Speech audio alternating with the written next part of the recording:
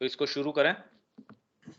हाँ भैया कर सकते। Psychic being, two kinds of progress.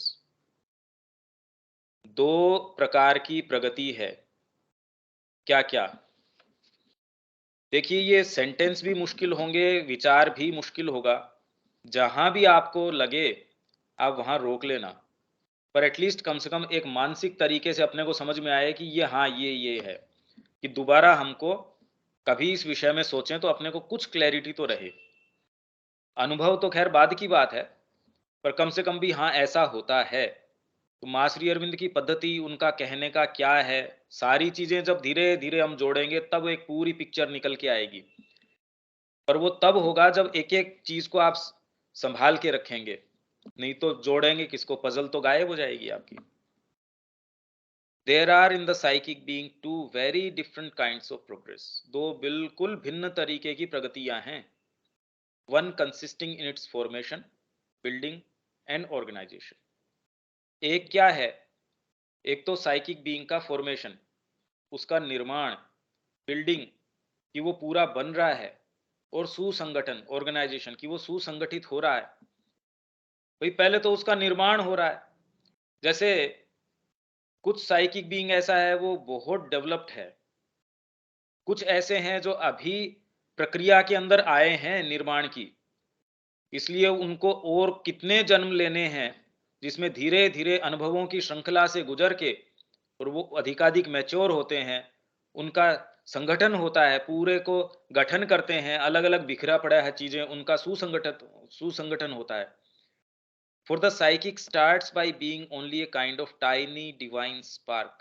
Spark जैसे एक चिंगारी, एक छोटी सी चिंगारी, लाइटर से आप जलाते हैं, छोटी सी चिंगारी है, वैसी एक छोटी सी डिवाइन स्पार्क से विद इन द बीइंग ये शुरू होता है psychic. And out of this spark will emerge progressively an independent conscious being. एक सचेतन, स्वतंत्र रूप से सचेतन सत्ता का इसके अंदर से प्रोग्रेसिवली इमर्जेंस होगा, वो इसमें से आविर्भूत होगी, निकल के आएगी, having its own action and will. देखिए, वास्तव में अगर हम इसको ये समझ जाएं कि करने का एकमात्र काम ये है, हम यहाँ पृथ्वी पे क्यों हैं, सचेतन रूप से ये समझ जाएं कि हम यहाँ क्यों आए हैं, और हमारा एक्शन फिर बाद में किस तरीके से होना चाहिए। आप बाजार गए हैं, आपका, आपकी इंटेलिजेंस, या आप सही कर्म कौन सा कर रहे हैं, आप जिस सौदे को लेने गए हैं बाजार, आप दवाइयां लेने गए हैं, अब आपको पता ही नहीं कि आप किस लिए आए हैं, तो पहला प्रश्न तो ये है कि मैं बाजार जा रहा हूं, ये चीज मेरे को लेनी है। फिर आप बिल्कुल कॉन्शियसली जो उसमें बेस्ट उपलब्ध है वो लेके आए, इफेक्टिवली लेके आए, और जितना शीघ्र वापस ला सकें उतना शीघ्र लेके आए। तो पहला प्रश्न ये सचेतन होने का है कि आप में अगर ये आई है ये चीज, हम अगर ये मानते हैं कि हमारे अंदर ये साइकिक स्पार्क है, कोई एक ऐसी प्रेजेंस है, तो वो किस लिए आई है, ये सचेतन होना पहला हमारा दायित्व है, और कोई परिवार का या इधर उधर का कोई दायित्व नहीं है। ये पहला दायित्व है। अगर हम इस चेतना में जा पाए, एटलीस्ट कम से कम ये विश्वास करने से शुरू करें कि हमारा कर्तव्य, अगर कर्तव्य किसी चीज को कहा जाए तो एकमात्र कर्तव्य ये है कि हम यहाँ आए किस लिए हैं। भी जबरदस्ती हमने यहाँ अपने संपर्क बना लिए, संबंध बना लिए, वो भी सच्चे रूप में तब फुलफिल हो सकते हैं जब हम इस विषय में सचेतन हों, तो हम और बेटर फुलफिल करेंगे। The psychic being at its origin is only A spark of the divine consciousness. जो भागवत चेतना है, खाली एक उसकी चिंगारी है अपने उद्गम में। जब वो शुरू होती है तो साइकिक बीइंग केवल एक स्पार्क के रूप में होती है, एक चिंगारी के रूप में है, किसकी? Divine consciousness.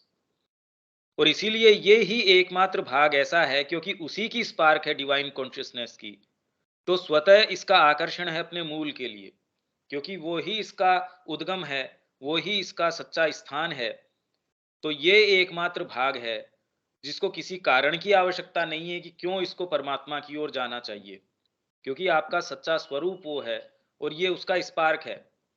तो स्वतः आकर्षण होना है इसका, तो अपने निज स्वरूप के प्रति। And it is through successive lives, जो निरंतर हमको जीवन की श्रृंखला मिलती है उसके द्वारा, it builds up a conscious individuality, एक सचेतन व्यक्तित्व का निर्माण करती है। इस जन्म में कुछ या अमुक या कितने अनुभव नंदकिशोर जी ने, हमने, मैंने, जितने भी है, हमने उतने अनुभव ग्रहण किए, वो अनुभव। पर इसमें भी देखिए कि जिनको हम अनुभव कहते हैं वो वाले नहीं। एक्चुअल में अगर आपका विकास नहीं है तो हो सकता है पूरे जीवन काल में एक क्षण का कोई ऐसा अनुभव आया हो, न आया हो, 2 मिनट का आया हो, कितने मिनट का आया हो, जिसको हम बहुत गहरी शांति मिली, ये मिली, उसका इससे कोई मतलब नहीं है कि साइकिक कौन से अनुभव ग्रहण कर रहा है। हो सकता है जिसको हम वैसा मान रहे हैं वो इसको ऐसा न मान रहा हो, और जिसको हम वास्तव में तवज्जो ही नहीं दे रहे हो वो इसके लिए एक सच्चा अनुभव हो। हमारे लिए जो आघात महसूस होता है, हो सकता है ये उसी चीज को देखने आई हो। एक जन्म में उसके संपन्नता है, दूसरे के अंदर उसको वही संपन्नता रखने की आवश्यकता नहीं है। बाहरी तरीके से वो एक दरिद्र के रूप में आ सकती है, उसको उस तरीके का अनुभव लेने की आवश्यकता है। आप सोचते हैं कि देखिए भगवान ने मेरे साथ क्या किया, मेरे को दरिद्र बनाया, मेरे को ऐसा बनाया। हरिमोहन के नाटक में यही तो हम कर रहे थे, वो शिकायत कर रहा था भगवान से। तो ये हम बाहरी तरीके से मानक इसके तय नहीं कर सकते कि गरीबी से, अमीरी से, दुख से, कष्ट से, क्योंकि आपको सो कॉल्ड कष्ट हैं उसमें तो आपको निकटता बढ़ जाती है, उसमें तो आप परमात्मा को याद करते हैं। It is a progress similar to that of a growing child, एक बढ़ता हुआ बच्चा है, उसकी प्रोग्रेस के जैसी ही हम कह सकते हैं साइकिक की है। It is a thing in the making, अभी निर्माणावस्था के अंदर है ये। For a long time in most human beings the psychic is a being in the making. Most human beings, अधिकांश जो मानव हैं, उनके अंदर अभी तो निर्माण की अवस्था में ही है। और इसका मापदंड क्या, कि अगर आप और कोई दूसरा काम कर सकते हैं और एकदम आकृष्ट नहीं है परमात्मा के प्रति, तो अभी इन द मेकिंग ही है, ये मानिए आप। अगर आप कोई दूसरा काम कर सकते हैं या करने की सोच भी सकते हैं, तो अभी इसका मतलब अभी ये निर्माण की अवस्था में ही है। आप कहें इसका बाहरी मापक क्या है, हम कैसे जाने साइकिक बन रहा है, बन चुका है या क्या है। तो अगर आप कोई दूसरी चीज के विषय में सोच सकते हैं जीवन में, हमारे अगर शरीर को लेके, मन को लेके, प्राण को लेके अगर कोई भी संसिद्ध करने के लिए कोई लक्ष्य हो सकता है, तो ये मानिए कि अभी तक इन द मेकिंग ही है ये, क्योंकि इसको तो और कोई दूसरी बात समझ ही नहीं आती। ये तो अनन्य रूप से, उसमें और कोई दूसरा ऑप्शन ही नहीं है। न कोई दूसरी शारीरिक अवस्था बसती, न कोई साइकोलॉजिकल अवस्था बसती, कुछ भी नहीं बसता, एकमात्र परमात्मा के लिए। जैसे माँ ये कहती है कि बचपन से लेके एक क्षण ऐसा नहीं आया कि मेरे को कभी इसमें भ्रम था कि मेरा जीवन किस लिए है। मतलब एक क्षण तक के लिए भी कोई अविश्वास जैसी कोई चीज ही नहीं रही। It is not a fully individualised, fully conscious being and master of itself, and it needs all it's रीबर्थ्स। शुरू के अंदर ये पूर्ण रूप से व्यक्तिगत होती नहीं है। व्यक्ति मतलब इंडिविजुअलाइज्ड, मतलब कि सचेतन रूप से वो अपने निर्णय ले सके, दिशा निर्देश कर सके, ऐसी अवस्था में नहीं होती। Fully conscious being, master of itself and it's needs, and it needs all it's रीबर्थ्स। इसलिए उसको अपने पुनर्जन्म जितने भी लेने हैं उनकी आवश्यकता होती है, one after another, in order to build itself and become fully conscious, ताकि अपना निर्माण कर सके और पूर्ण रूप से सचेतन हो सके। पर इसके मतलब ये कोई एक्सक्यूज नहीं है क्योंकि मेरे को आगे जन्म मिलने वाला है, तो इस जन्म में जो अधिकाधिक संभव मेरे लिए है वो मैं न करूं। क्योंकि माँ ये कहती है कि पार्थिव जो हमारा अस्तित्व है, जो हम पृथ्वी पर हैं, वो ही एकमात्र प्रगति का क्षेत्र है। और जितना ही गंभीर तरीके से हम करेंगे, उतना ही शीघ्र ये आपका विकास होगा। तो ये मान लेना कि अगले जन्म में हो जाएगा, तो जो आज हम कर सकते हैं उसको आगे के लिए छोड़ना हमारी कुछ तो संभावनाओं को कि हम परमात्मा से मिल सकते थे, इस संभावनाओं को डिमिनिश करना है, इसको क्षीण करना है। और दूसरे, आज जो समस्या मेरे सामने है, अगर मैं आज उसको नहीं सुलझाता तो कल मेरे को और ज्यादा गंभीर तरीके से मिलने वाली है वो। भाई आज क्यों नहीं सुलझाता मैं उसको? ऐसी क्या दिक्कत है कि मैं आज अपनी समस्या को नहीं सुलझा रहा? इतनी बात साफ है या क्योंकि धीरे चलते हैं अपन इसके अंदर? स्नेहा, आनंद किशोर जी, शब्या जी, ये ठीक है ये पैराग्राफ?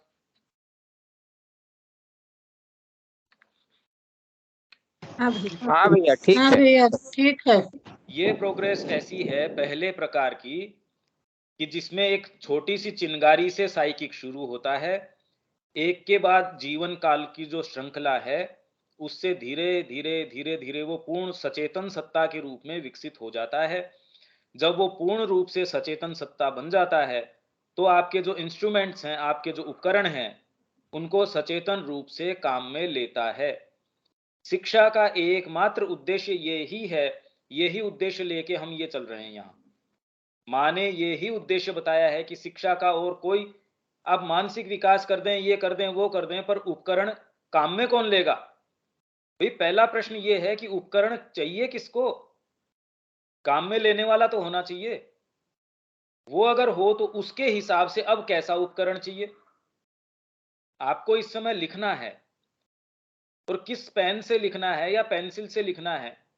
उपकरण इंपॉर्टेंट तब है जब उसको लेने, काम में लेने वाली चेतना हो। नहीं अपने आप में उनका क्या उपयोग हो सकता है? मन का मैं अपने आप के अंदर खूब उपयोग करने का प्रयास करूं, पर करे कौन उसका उपयोग? तो इसका उपयोग कौन करता है? हम करता है। तो आप उसका पूरा विकास करते हैं। तो आज की शिक्षा पद्धति, अगर हम उसको कह सकें उस नाम से कि शिक्षा पद्धति, अपने आप में तो कोई शिक्षा पद्धति ही नहीं है। किस चीज की शिक्षा? न तो आपके शरीर को वो देखती, न आपके वाइटल को देखती, माइंड के भी एक बहुत छोटे से हिस्से, और माइंड का भी क्या करती है कि मैं जीवन के अंदर सफल, और सफल के मापदंड क्या है कि मेरे को पैसा मिल जाए, जिसको समाज के अंदर सफलता के मानदंड माना जाता है वो मेरे पास हो।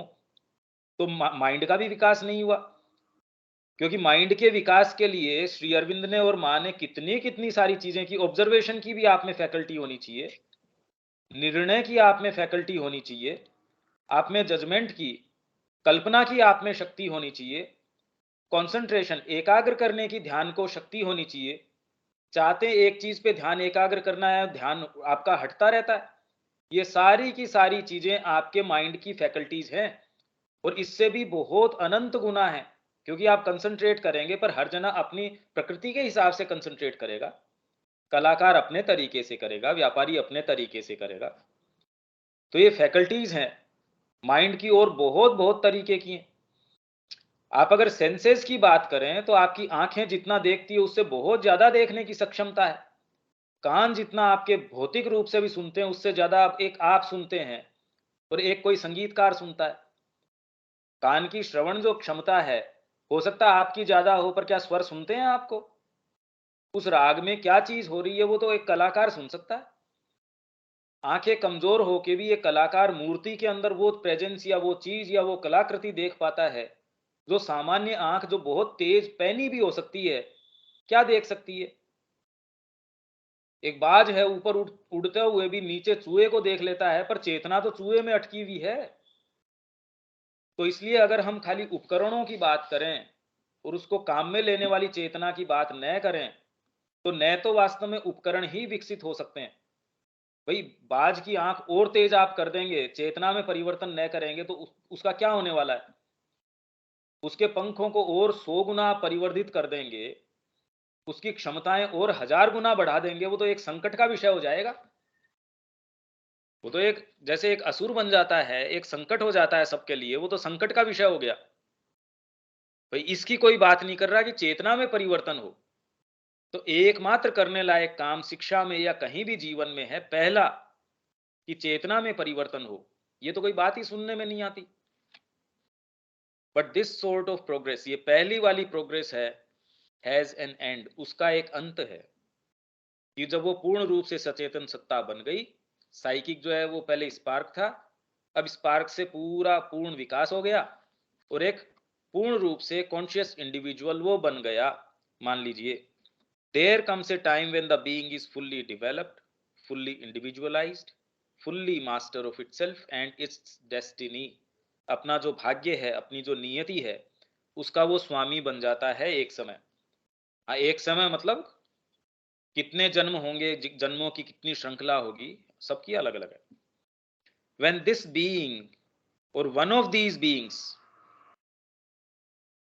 has reached that stage and takes birth in a human being, जब ऐसा कोई बीइंग या वन ऑफ दीज बीइंग्स, ऐसी कोई सत्ता मानव के रूप में जन्म लेती है। भाई आप जन्मे हैं मानव के रूप में, पर आप कितने कॉन्शियस हैं? मन के विषय में ही कॉन्शियस नहीं है। आपके अंदर कोई ऐसी सत्ता विकसित हो रही है, आपका तो उससे कोई संपर्क ही नहीं है। इसीलिए माँ कहती है भी साइकिक से तो हमारा संपर्क ही नहीं होता। अब अमेरिका में मिस्टर जोन्स कोई हो हमारा क्या संपर्क है उससे? हम जानते ही नहीं है। वैसे ही साइकिक एक नाम सुना है, उससे हमारा संपर्क तो कभी होता ही नहीं। तो जिस दिन ये पूर्ण रूप से विकसित एक सत्ता हुई और इसने एक जन्म ग्रहण किया in a human being, that makes a very great difference. इससे बहुत बड़ा अंतर आता है। A human being is born free, तो ऐसा ह्यूमन बीइंग है वो पैदा होता है। अब यूं तो सारी बाहरी दृष्टि से हम तो पता ही नहीं चलता, जैसे सावित्री की बात है, मुक्त थी। आज माँ जो है वो बोर्न फ्री थी, वो मुक्त पैदा हुई थी कितनी सारी चीजों से, क्योंकि श्री अरविंद ने यही कहा। जब ये बात आई कि हम में से किसी एक को जाना होगा और सूक्ष्म भौतिक के अंदर एक कनेक्शन बनाना पड़ेगा, भौतिक के अंदर और जो अतिमानसिक चेतना आ रही है उसके बीच में ब्रिज एक पैदा करना पड़ेगा, बनाना पड़ेगा, तो ये काम हम भौतिक में रह के नहीं, सूक्ष्म भौतिक जगत में जाना पड़ेगा। तो माँ ने कहा ठीक है मैं चली जाती हूँ। तो उन्होंने कहा नहीं, आपका जो है बीइंग बहुत विशेष रूप से तैयार किया गया है, बहुत लंबी तैयारी से आपका बीइंग आया है, तो आप मत जाइए, मैं जाऊंगा। ये बहुत सोची समझे तरीके से ये निर्णय लिए गए थे। He is not tied to circumstances. ऐसा जो बीइंग है, जो पूर्ण विकसित एक साइकिक चेतना है, साइकिक सत्ता है, चेतना नहीं, हम सत्ता की बात कर रहे हैं, कि जो इंडिविजुअल है वो जब मानव के रूप में जन्म लेता है तो वो बहुत बड़ा अंतर है। एक सामान्य व्यक्ति में वो बेचारा कल्पना ही नहीं कर सकता कई चीजों की। और दूसरा कहता है ये तो साफ नजर आता है, भाई आप कैसे ये नहीं कर पा रहे, इसमें मेरे को आश्चर्य है। जैसे मैं ये कह रहा हूं कि श्री अरविंद को पढ़ने के बाद में व्यक्ति कोई दूसरी चीज की सोच सकता है, ये आश्चर्य की बात है। आप उस विषय में सोचते ही नहीं, या आपको वो पसंद नहीं है। भाई पशु आपको कहे कि मैं जो आचरण कर रहा हूं आप क्यों नहीं कर रहे, तो आपको इसमें कोई शक हो सकता है कभी? या कभी क्या आपको फुसला सकता है कोई सुअर आके ये कहे कि मैं जो जिन चीजों का भोग लगाता हूं आप ट्राई करके देखो? क्या कभी आप कोशिश भी कर सकते हैं? आप कहे मेरे को कोई भ्रम नहीं है इस विषय में, दूर हटो। तो वैसे ही जब आप एक बार थोड़ा सा आपको ये दिख भी जाता है, तब ये आश्चर्य होता है कि कैसे व्यक्ति दूसरी चीज की ओर देख सकता है। नहीं तो लोग कहते हैं देखो इन्होंने कितना बड़ा त्याग किया है, इन्होंने तो ये छोड़ दिया है। वो ये कह रहे हैं कि अभी तक वो उसी पाशविक चेतना में है, वो आपको कोई महिमा मंडित नहीं कर रहे। अगर वास्तव में कोई देखना जानता है तो इसका एकमात्र मतलब ये है कि अभी भी वो उसी चक्कर में है, वो अभी भी पाशविक चेतना में बंधे हुए हैं, वो नाम कुछ भी लो। यही तो माँ ने कहा कि जब प्रेम की बात आती है, ह्यूमन लव की बात आती है, मैंने देखा कि मातृत्व के विषय में इतनी काव्य लिखे गए हैं, उसको बड़ा यो स्वर्णिम अक्षरों के अंदर बड़ी गाथामय तरीके से उसको बताया जाता है। पर कहते हैं जितनी सेक्रीफाइस एक ह्यूमन मदर करती है उससे ज्यादा तो मैंने देखा बिल्ली करती है। पर बस इतना अंतर है कि वो आर्टिकुलेट नॉइजेस या शब्द नहीं बनाना जानती बिल्ली, और आदमी जानता है। ये एक फर्क है। तो वैसे ही हमने भाषा क्योंकि सीख रखी है तो हम अपनी बातों को कि हमको ये हुआ वो हुआ, पर एक्चुअल में उसका वास्तव में सच्ची चीज से कोई लेना देना नहीं है। तो यही माँ कह रही है कि इससे makes a very great difference. अब क्योंकि ये खाली एक शब्द है, जब तक आप इस डिफरेंस को जियो नहीं, आपको क्या पता ये डिफरेंस क्या होता है, कि इससे बहुत बड़ा अंतर आता है। अगर माँ इसके पीछे वेरी वेरी और 5 बार भी लगा देती तो हमारे लिए तो उतना ही महत्व होता उसका। पर he is not tied to circumstances. क्या करें भाई, मन नहीं लगता। बाहरी हमारा समाज है वो इसकी इजाजत नहीं देता। मेरा खुद का शरीर है वो ये नहीं मानता। क्या करें, मेरे से ये काम नहीं होता भाई, मैं तो इस चीज के लिए बना हूं। मैं तो एक कलाकार हूं, मेरे से तो ध्यान नहीं हो सकता। या मैं एक ध्यान करने वाला व्यक्ति हूं, मेरे से सेना का काम नहीं होता। मेरे से बर्तन साफ करने का नहीं होता। बर्तन साफ करने वाला है अभी, मेरे से तो पढ़ने लिखने का नहीं होता। तो ऐसे कोई भी बाहरी या आंतरिक या खुद की या दूसरों की किसी भी परिस्थितियों से he is not tied to surroundings, to his origin and atavism. क्या करें, हमारे पिताजी ऐसे हैं इसलिए हमारे भी यही रोग है। परिवार में इस तरीके के संस्कार हैं, हमारे में भी यही हैं। ये जो पूर्वजों से जो चीज आती आती है, एटाविज्म, उसको बोलते हैं एटाविज्म। लाइक ऑर्डिनरी पीपल, ऐसी कोई चीजों से वो बंधा हुआ नहीं होता। हम सोच ही नहीं सकते कि हम कितने नक्श की इस चीज से बंधे हुए हैं। कॉन्शियस है ही नहीं हम, इसीलिए हम उनको नियम मान बैठते हैं कि ऐसा कैसे करें, ये तो मेरे को करना ही पड़ेगा, इस चीज के लिए तो ये करना ही पड़ेगा। तो अगर पड़ेगा और आत्मा की स्वतंत्रता, ये दोनों शब्द कैसे चलें फिर साथ में? हम ये कहें कि आत्मा पूर्ण रूप से स्वतंत्र है, तो हम धीरे से फिर बाद में कह देते हैं हम तो है ही नहीं वहां। हम थोड़ी कह रहे हैं हम वहां हैं। फिर व्यक्ति कहता मैं कोई साधक थोड़ी हूं, मैं कोई रियलाइज थोड़ी हूं। ऐसा कह के वो ये कह रहा है कि मैं वास्तव में इनसिंसियर हूं, मैं कुछ भी करना नहीं चाहता। हमको इससे भ्रमित नहीं होना चाहिए, और जो चीज है उसको बिल्कुल आंख में डाल के आंख देखना चाहिए कि इसका मतलब क्या है। नहीं, जनरली क्या कहते हैं अभी, वो तो कर सकते हैं, वो जी तो आश्रम में है, उनके लिए आसान है। वो श्रीमान तो ये कर रहे हैं, उनके लिए आसान है। हम जिस परिस्थिति में हैं, हमारी परिस्थिति में तो एक विशेष ही बात है, और हर जने की स्थिति विशेष होती है। हर जना ये कहता है बस मेरा ये हो जाए फिर मैं ये कर लूं, बस मेरा ये। तो हमारे अंदर एक इतनी इंटेलिजेंस नहीं आती कभी भी, एक क्षण भी विवेक का ये नहीं आता जो ये करे, ये तो परपिचुअल बेवकूफी है। एक इतना बढ़िया बहाना है जो अगले अपने जो ये आएगा टॉपिक, इम्पल्सेस डिजायर्स और पैशंस, उसमें भी है ये। कैसे बहानों से हम घिरे हैं। मां श्री अरविंद के शब्द तुरंत हमको एक प्रकाश, थोड़ा बहुत इसको फाड़ के, जो ये बहाने हैं उनके रैपर को, उनका जो आवरण है उसको थोड़ा सा फाड़ते हैं, तो एटलीस्ट जो सिंसियर व्यक्ति है उसके लिए ये बिल्कुल प्योरली बहाने हैं, एकदम बहाने। He comes into the world with the purpose of doing something. तो ऐसा पूर्णता प्राप्त व्यक्ति है जो सत्ता साइकिक है, वो जगत में किसी एक निश्चित उद्देश्य के लिए आती है, with a work to carry out, a mission to fulfil. कोई उसका नियत कार्य होता है, उसके लिए वो यहाँ आती है। From this point of view his progress in growth has come to end. इस दृष्टिकोण से अगर कहा जाए तो ऐसा जो व्यक्ति या ऐसी जो आत्मा या अंतरात्मा यहाँ जन्म लेती है मानव के रूप में, उसको जन्म मृत्यु, जिसको हम बोलते हैं कि जन्म मृत्यु से छुटकारा मिल गया। तो इसको गलत रूप से लिया जाता है कि हम कैसे भी मोक्ष प्राप्त कर लें तो जन्म मृत्यु से हमारा छुटकारा मिल जाए। पर वो उस छुटकारे की बात नहीं है भाई। आप तो कह भाई, जनरली लोग क्यों कहते हैं, क्योंकि उनकी इतनी जबरदस्त तृष्णा होती है और वो तृष्णाएं पूरी हो नहीं पाती, तो वो तकलीफ पाता है। किसी की भोजन की आप कितने एक लेवल तक कर सकते हो, उससे ज्यादा वाइटल की आपके हर जने के समस्या है, और जितनी आपकी भड़की हुई है उतना आप पूर्ति कभी कर नहीं सकते।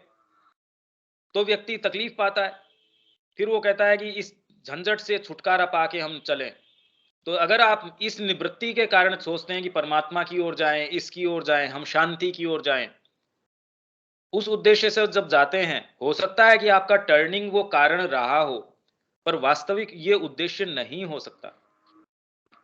तो इस तरीके से हम ये कह सकते हैं कि वो अपनी प्रोग्रेस की अवस्था के अंत तक आ चुकी है, जो ये पूर्णता प्राप्त साइकिक बीइंग है ये। It is not indispensable for him to take birth again in a body. ऐसे व्यक्ति के लिए, व्यक्ति हम बार बार व्यक्ति कहने के लिए मजबूर है, पर ऐसी सत्ता के लिए दोबारा जन्म ग्रहण करना कोई बाध्यता नहीं रह जाती। उसको कोई आवश्यकता नहीं है कि वो दोबारा कोई मनुष्य के रूप में जन्म ग्रहण करे। Till then rebirth is a necessity, तब तक पुनर्जन्म एक आवश्यकता है। तो इसलिए ये कह देना कई लोग जो ये मूर्खता करते हैं कि मैं अपने जीवन का अंत कर रहा हूं, मेरे से ये तकलीफें सहन नहीं हो रही, इसलिए मैं इसका अंत कर देता हूं। पर आपको तो और ज्यादा गंभीर समस्याएं लेके वापस आना पड़ेगा। आपको जो एक फिर बाद में जिस तरीके का फुल स्टॉप लगा, अब्रप्टली आपने जीवन का अंत किया, उसने ऐसे इंप्रेशंस बना दिए, ऐसे संस्कार और प्रारब्ध डाल दिए, वो अगली बार तो आपको और ज्यादा समस्या करने वाले हैं। तो रीबर्थ की नेसेसिटी अगर हम इसको समझते हैं, तो करने लायक काम यह है कि हम इस सत्ता के प्रति कॉन्शियस हों और जितना अधिक से अधिक विकास इसका संभव कर पाएं। और इसीलिए हमारी समस्याएं, देखिए ये समस्याएं जिसको हम कहते हैं, वास्तव में उसका ये प्रेरक है, ये आपको प्रेरित करता है कि यहां आपकी समस्याएं इस स्तर के ऊपर सोल्व नहीं हो सकती। अगर सोल्व हो जाती तो आप कंटेंट हो जाते, उससे आप संतुष्ट हो जाते, आगे ही नहीं चलते। इसलिए सारा जो मैकेनिज्म है, सारी प्रक्रिया है, इनबिल्ट मैकेनिज्म इस चीज का है कि आपको यहीं इस चीज में जाके शांति मिलती है, अगर जिसको शांति कह सकते हैं। आपको सच्ची संतुष्टि इसी में मिलती है। आप अगर सिंसियरली परमात्मा की ओर जा रहे हैं तो ही एकमात्र आप संतुष्ट हो सकते हैं। आपकी तुष्टि उसी में हो सकती है, दूसरी चीज में नहीं हो सकती। For it is through rebirth that he grows. It is in the physical life and in a physical body that he gradually develops and becomes a fully conscious being. But once he is fully formed, he is free. जब एक पूर्ण रूप से विकसित वो सत्ता हो जाती है और उसके लिए एक अलग अलग शरीर, और खाली शरीर ही नहीं, अलग अलग परिवेश, अलग अलग एटाविज्म, सब वो सोच के आती है। यही तो गीता कहती है, एक विकसित अवस्था के ऊपर वो पहले ही वो तय कर लेती है कि मेरे को कैसे श्रीमानों के घर के अंदर पैदा होना है, और वैसे लोगों के घर के अंदर वो पैदा हो जाती है। But once he is fully formed, he is free in this sense that he can take birth or not at will. फिर वो at will सोच समझ के, ये उसकी इच्छा के ऊपर है, वो जन्म ले या न ले। So there one kind of progress stops. ये एक तरीके की प्रगति है साइकिक की। यहां जाके अब उसके निर्णय के ऊपर है कि मैं जन्म आगे लेऊं या नहीं लेऊं, पर उसकी पूर्णता प्राप्त हो चुकी है। उसको एक जन्मों की श्रृंखला से गुजरने की जो आवश्यकता है, बाध्यता है, उससे वो अब उस बाध्यता में नहीं है। ये एक पूर्णता का अंत आ जाता है। ये एक तरीके की प्रोग्रेस हो गई। इसमें कोई बात?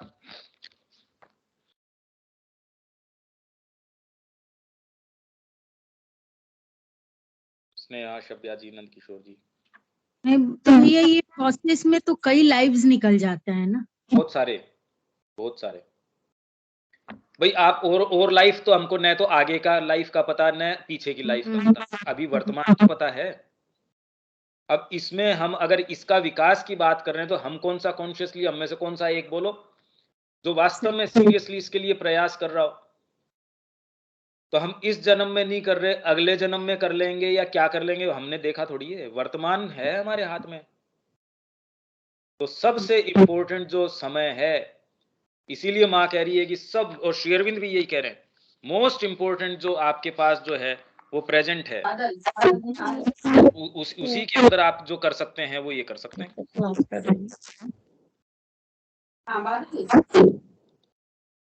तो स्नेहा,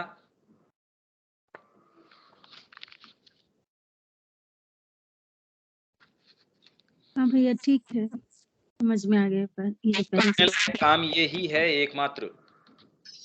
जब आप ये समझ जाते हैं, नहीं तो बार बार वही चक्कर के अंदर रहो। हालांकि ये इसलिए भी नहीं कि मैं, ओहो भाई मैं इस चक्र में हूं। देखिए, कोई ये कहे कि आपका ये चक्र कब खत्म होगा, जनरली जो कहा जाता है कि मेरे को ये जन्म मृत्यु से छुटकारा, क्योंकि भारतीय आध्यात्मिकता के अंदर ये कॉमन एक सेइंग है।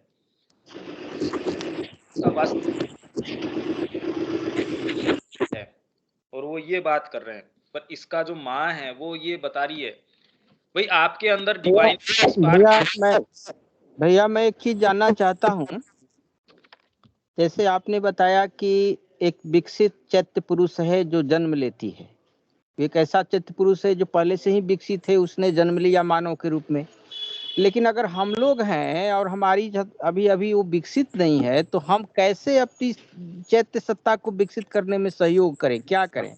हाँ, वही तो मैं कह रहा था कि इसके अंदर पहले तो करने लायक, सबसे पहले तो ये हो, ये तो हमको पहले कि ये एकमात्र करने लायक काम ये है, और हम इसके कैसे कॉन्शियसली इसके सहयोग करें या संपर्क में आए। आप जो पूछ रहे हैं बिल्कुल सही बात है ये, कि क्या करें भाई इसके लिए। तो पहले तो उस भाग के विषय में जो एकमात्र, देखिए ये एक ऐसी स्पार्क है, मतलब एक ऐसी चिंगारी है जो किसी बिना कारण, मतलब उसको कारण भैया की मैं एक चीज जानना चाहूंगा थोड़ी, आप अपने प्रैक्टिकल लाइफ से हम लोगों को बताइए कि आप कैसे आप संपर्क में आए और क्या आपने इसका अपना अपना अनुभव बताइए। हाँ, इसको सुनिए। इसमें इसके अंदर मैं ये कह रहा हूं कि ये ही एकमात्र, क्योंकि आपको ये पता नहीं कि इसको साइकिक बोलें या उसको साइकिक बोलें, पहले तो यही नहीं पता भाई बोलें किसको। कोई नजर थोड़ी आती है भाई ये मेरी भावना है, या ये मेरा मन है, या ये साइकिक है। अभी ये तो कोई फिजिकल चीज तो है नहीं कि जिसको उठा के दिखा दिया कि ये एक अंगुली के हाथ लगाया कि ये तो अंगूठा है, ये मेरा गाल है, ये नाक है, ऐसा तो कोई चीज है नहीं। तो वो एक केंद्र, ये पहले भी हमने पढ़ा था, तीसरे वॉल्यूम में पढ़ा था शायद हमने, एक ऐसी सत्ता, एक ऐसी केंद्रीय सत्ता आप में है। पहले तो शायद आप में से सब ने एक महसूस कर रखा है कि ये मेरा मन है, ये मेरा माइंड है।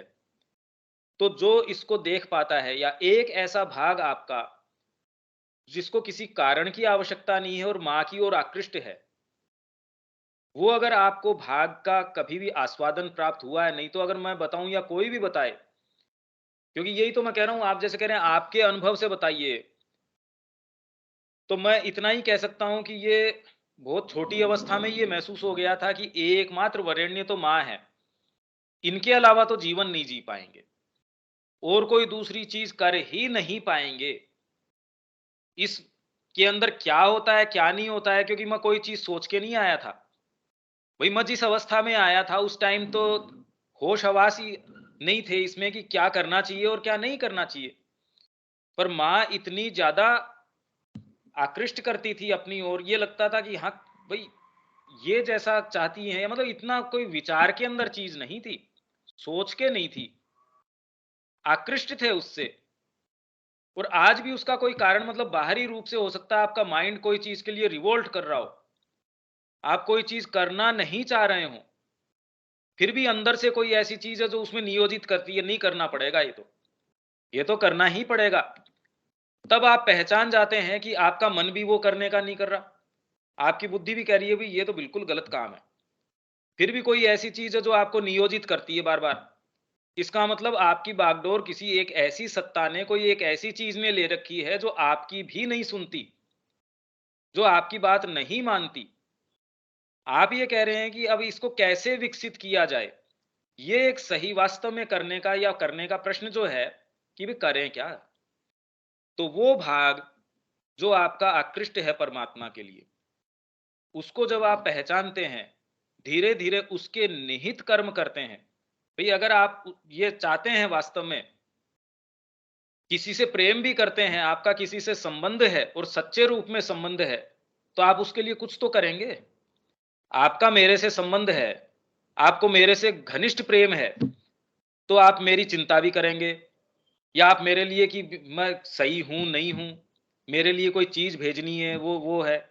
आपके नजदीक कोई है, सपोज आपका अपने बेटे से प्रेम है, उसकी तबीयत ठीक नहीं है, तो आप भाग दौड़ करके कि भी इसको, अपने को ये दवाइयां देनी चाहिए, जो भी करना चाहिए। वैसे ही इसके लिए अब आप क्या क्या करते हैं, वो अपने आप में कर्म इंपॉर्टेंट नहीं है, वो इस चीज की अभिव्यक्ति है कि आप सीरियस हैं ये करने के लिए। जब अंदर से कोई चीज पुकार करती है तो आप कैसे खोजते हैं, तब आप कोई गुरु भी कहाँ है, भी माँ के पास चलते हैं। माँ ने इस विषय में क्या कहा है, ओहो बहुत परेशान है, अपन तो पौंडीचेरी चलते हैं, या इसके अध्ययन करते हैं माँ का। वो अपने आप में अध्ययन कोई दूसरा व्यक्ति भी कर रहा होगा, और वो ही शब्दों से आप कौन सी चीज निकाल के लेके आते हैं। अगर शब्दों में अपने आप में ही वो चीज होती, तो हम पढ़ के सब एक साथ ही अनुभव ले पाते थे इसका। यही तो विचित्र बात है कि हर व्यक्ति अपनी चेतना के आधार के ऊपर वो अनुभव को निकाल पाता है। तो हम कैसे इसको विकसित करें, तो सबसे पहले तो ऐसा भाग हमारा जो निश्चित रूप से हमने कभी किसी क्षण ये महसूस किया है, जो माँ की ओर आकृष्ट है, परमात्मा की ओर आकृष्ट है, या इतने शब्द की भी आवश्यकता नहीं है, जो ये जानता है, जो जीवन को देखता है, अरे ये क्या हो रहा है। निश्चित रूप से आपने कभी किसी क्षण अपने जीवन के ऊपर दृष्टिपात करके ये पाया होगा कि ये जीवन तो बेकार जा रहा है, ये तो जीवन का कोई तरीका नहीं हुआ। पर एक अब आपको वो क्षण आपने को दिख गया, पर अब ये उसकी आवश्यकता ये है कि मन, प्राण और शरीर को नियोजित किया जाए, उसके जो ढर्रे हैं उससे अलग किया जाए।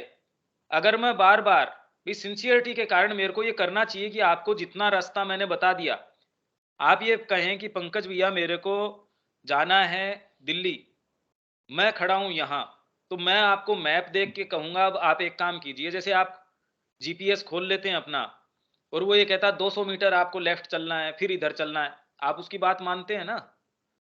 तो वैसे ही जैसे ही आप में ये सिंसियरिटी आती है कि मेरे को माँ चाहिए, मेरे को परमात्मा चाहिए, तो असंख्यों लोग उनके पास पहुंचे हैं और सब अलग अलग मार्ग से पहुंचे हैं। कोई कर्म करके पहुंचा है, हर तरीके के कर्म करके पहुंचा है, कोई ज्ञान मार्ग से पहुंचा है, कोई भक्ति मार्ग से पहुंचा है, और कोई ऐसे मार्गों से पहुंचा है जिनको कोई आप न ज्ञान का, न भक्ति का, न कर्म का किसी का ही नाम नहीं दे सकते। फिर शब्दा के अंदर पैकिंग भी कर रहा है, वो ध्यान भी कर रहा है, माँ का काम भी कर रहा है, अब उसको आप कोई एक पद्धति नहीं कह सकते, क्योंकि बाहरी कर्म तो एक्सप्रेशन है आपका माँ से जुड़ाव है उसके लिए। तो आपके प्रश्न का संक्षेप में ये उत्तर है कि आपका जो भाग आकृष्ट है माँ के लिए, जो चाहता है, पहले तो वो भाग को आप टटोलो और वो आपको क्या कहता है आप सिंसियरली उसकी वाणी सुनने का प्रयास करो। फिर जब वो कहता है उसके बीच में इफ एंड बट मत लगाओ, किंतु ये, लेकिन ये, पर ये, मेरे तो ये मजबूरी, अगर ये लगाते हैं तो वो अपनी वाणी आपको मुक्त तरीके से नहीं सुनाएगा। वो एक बार सुनाएगा, आप धीरे से, पहले तो आपको बहुत उससे अनुनय विनय करके उसकी वाणी सुननी होगी। आप उससे आग्रह करेंगे कि भी क्या चाहता है मेरे से, हमारे को तो फुर्सत नहीं है ये पूछने की। तो कल भी मेरी जो क्लास थी भारतीय संस्कृति के ऊपर, उसमें भी मैंने उनको ये कहा कि जब आप इन चीजों का चिंतन करो तो ये मत सोच लो कि मेरे पास पहले उत्तर है।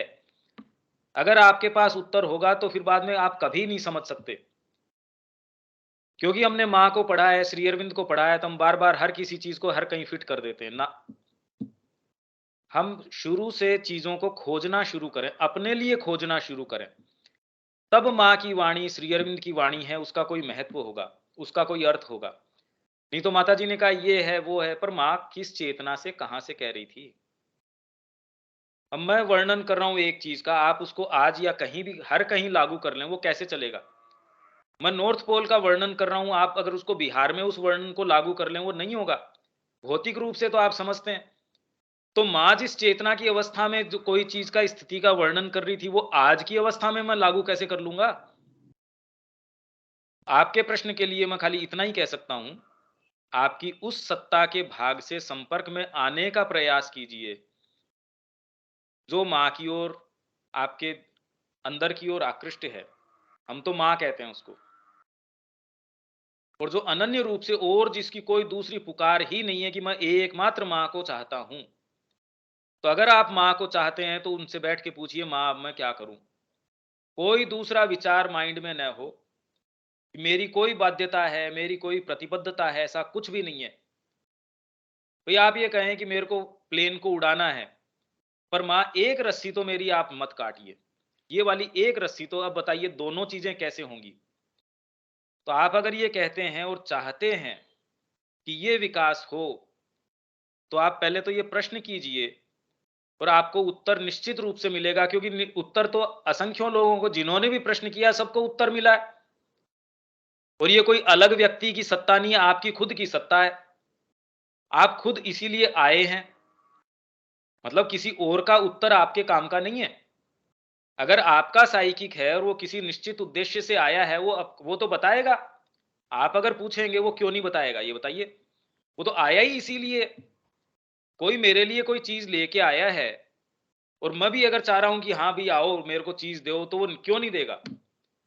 समस्या इसके अंदर ये आ रही है कि हम प्रश्न नहीं कर रहे, हम अगर सिंसियरली ये प्रश्न करें और पर इफ एंड बट और ये पहले से ही पूर्वाग्रह लेके न बैठे भाई, ये तो मैं नहीं कर पाऊंगा। स्नेहा को एक सर्टेन प्रेरणा हो, निश्चित रूप से वो बता देगा, पर तुरंत माइंड के अंदर साथ साथ के अंदर उस प्रेरणा में भी आप देखोगे, पर ये मैं कैसे कर सकती हूं, ये चीज के बिना तो कैसे होगा, ये तो करना ही पड़ेगा, मैं तो आज इस अवस्था में नहीं हूं। अरे भाई, इतनी बातें कहां से आ गई? अगर आपको ही सारी चीज पता होती तो फिर उसकी वाणी क्यों सुनते हो और उससे पूछते हो? तो फिर बाद में विनीत भाव से उसको पूछो और वैसे ही करो। फिर देखो एक पांव चलते ही आप में कितना प्रकाश आता है। तो सारी चीज हैंग ऑन करती है सिंसियरिटी के ऊपर। प्रश्न तो करो। तो ऐसा भाग आप में निश्चित रूप से है नंद किशोर जी, जो आकृष्ट है मां के लिए। वो आपको खुद ही बता देगा क्या करना है। जब आप उसके अनुसार चलोगे तो आगे से आगे मार्ग प्रशस्त होता जाएगा। अगर उसकी वाणी मानोगे ही नहीं, मैंने आपको बता दिया 200 मीटर के ऊपर चलो, फिर लेफ्ट लेना। अब अगला इंस्ट्रक्शन तो मैं आपको तब दूंगा जब आप 200 मीटर चलेंगे। तो मेरा पहला काम है कि मैं अनन्य रूप से पहले तो उसकी वाणी को स्वीकार करूं और जैसे जैसे वो कहते जाए वैसे वैसे उसको फॉलो करूं। तो जो आपका विकास जो भी होना है निश्चित रूप से हो जाएगा। हमारा क्यों नहीं हो रहा, उसके कारण भी इसके अंदर आ गए, क्योंकि हम ऑलरेडी पूर्वाग्रह लेके बैठते हैं। पर हमारा इसका क्या होगा, इसके बिना काम कैसे चलेगा? अगर मैं वहां चला जाता हूं, वो लोग तो कर सकते हैं, उनको क्या दिक्कत है? आश्रम में उनको कोई जोर थोड़ी आता है ये बातें करने में, उनको बाहरी जीवन का पता नहीं है। एजेंडा में मां ने कहा कि सबसे बड़ा फॉल्सूड ये है कि आश्रम में जो चीजें हैं, बाहर के ये चीजें हैं, वहां तो इनमें ये है वो है, ये सबसे बड़ा फॉल्सूड है। इससे बड़ा फॉल्सूड कोई नहीं है। अब वो मिथ्यात्व कह रही है। अब आप कहें आपके अनुभव से बताइए, मैं कह रहा हूं हाँ बिल्कुल बिल्कुल सही है, पर अब ये कैसे बताएं इस बात को? वो तो साहित्य सारा मां श्री अरविंद कह ही रहे हैं, उनसे अच्छा एक्सप्रेशन तो कहीं मिलता ही नहीं हमको। शब्दों में, विचारों में जो अभिव्यक्ति मां श्री अरविंद ने की है, उससे अच्छी अभिव्यक्ति कहां है? कहीं भी ऐसी अच्छी अभिव्यक्ति नहीं है, पर फिर भी हम उसको टच नहीं कर पाते। भाई, इन्हीं शब्दों से हम कितना गहरा जा पा रहे हैं। तो चेतना है जो शब्द को समझती है। जैसे आंखें हैं, कलाकार की आंखें हैं, वो कलाकृति को समझती है, चेतना शब्द को समझ लेती है। सिंसियर हैं तो कहीं से भी आपके पास शब्द आ जाएगा। आप जेल में भी होंगे तो भी आपको सारी चीजें मिल जाएंगी। श्री अरविंद को मिली थी, कितने कितने लोग हैं जिनको अनुभव हो ही गए थे। ऐसी ऐसी जगह है जहां विपन्नता है पूरी की पूरी, और जो संपन्नता है वहां तो कुछ भी नहीं होता, वहां तो आप गर्त में गिरते जाते हैं। नंद किशोर जी। हाँ हाँ भैया, लेकिन एक थोड़ी प्रैक्टिकल जो मैंने अपने तरफ अनुभव किया है, जैसे मैंने कोई ऐसा निर्णय लिया कि मुझे ये चीज करना चाहिए, लेकिन मैं देखता क्या हूँ कि ऐसे जैसे संकल्प लिया कोई चीज कि मुझको ये चीज करना चाहिए, लेकिन ये पता नहीं ये कैसी सत्ता है, कैसी बनी है ये सत्ता कुत्ते की दुम की तरह, कि वो एकदम शाम होते होते वो संकल्प टूट गया लो। ये तो इस तरीके की चीजें भी होती हैं। तो इसको संकल्प शक्ति को कैसे बढ़ाया जाए? वो तो माता जी कहती है जैसे मसल्स को आप डेवलप करते हैं, पहले दिन आपके अंदर क्षमता है 2 किलो वजन उठाने की, तो आप 2 किलो के डंबल से शुरू करते हैं, या आपकी जो भी क्षमता है, फिर आप धीरे धीरे धीरे धीरे। तो माँ कहती है जब आप ऐसी कोई चीज लेते हैं करने के लिए, ये अगले पैसेज में तो ये चीज आएगी, आप जो प्रश्न कर रहे हैं वो अगले वाले में भी आएगा, पर चूंकि आप पूछ रहे हैं, तो आपने कोई भी ऐसा संकल्प किया, एक बार वो आपका टूट गया, दूसरे दिन फिर लीजिए। दूसरे दिन आप पाएंगे कि पहले वाले दिन कुछ दिन तो कोई ऐसी चीज है जो आपको प्रतिरोध करना चाहेगी। आपने कहा कि मैं ये वाली आदत छोड़ूंगा, यो तो आपको शायद कोई दिक्कत ही नहीं थी, आप कभी वो सब्जी खाते ही नहीं थे, पर आपने कहीं जाके ये संकल्प किया कि आज से वो सब्जी नहीं खाऊंगा। आपने नहीं खाई है 5 साल से उस सब्जी को, पर्टिकुलर कोई फ्रूट है आपको अच्छा भी नहीं लगता, पर जैसे ही आपने कहा कि आज के बाद मैं इसको खाऊंगा नहीं, मैंने ये प्रण कर लिया गया जी के अंदर, ये मैंने अपनी आदत यहां से आप छोड़ दी, जैसे कितने लोग करके आते हैं ये। अब देखिए कोई एक ऐसी चीज है जो प्रतिरोध करने में बड़ा आनंद लेती है। अब आपने कभी उसके लिए सोचा नहीं था, पर अब रह रह के आपके अंदर ये आ रहा है भी कोई चीज आपके जीवन की छूट गई, साहब ये सब्जी तो अब आप खा ही नहीं पाएंगे। अरे क्या फर्क पड़ गया, वो प्रतिरोध करती है। तो शुरू के अंदर उसकी आदत रहती है प्रतिरोध करने की, और वो करती रहेगी 1 दिन 2 दिन 5 दिन 10 दिन। जैसे माँ को वो एक जबरदस्त वो आवेग आया था ना, एक कोई उनके सामने मिठाई थी, माँ को वो डिश बड़ी पसंद थी, उनकी माँ ले आई उनके लिए कि ये खा ले। नॉर्मल सा काम था, मान लो 2 पीस आपके सामने रसगुल्ले के हों, उठा के खा लो, तो उसमें क्या इतनी बड़ी बात है। उन्होंने देख लिया कि कोई ऊपर सत्ता, क्योंकि उनके तो सूक्ष्म आंखें थी, उन्होंने देख लिया कि वो मेरे को मजबूर कर रही है भी खा। तो माँ बचपन में ही उन्होंने कहा नहीं भी ये तो मैं नहीं खाऊंगी, ये तो मैं बिल्कुल भी नहीं खाने वाली हूं। तो माँ ने कहा 3 दिन तक मेरे जीवन को नरक बना दिया उन्होंने। जो सजेशन नहीं आ सकते वो भी उनको आने शुरू हो गए कि भी इसके बिना तो पता नहीं क्या ही हो जाएगा, प्रलय ही हो जाएगा।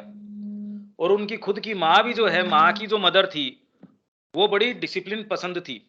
तो उन्होंने भी उनको कहा कि भाई ये तो गलत बात है।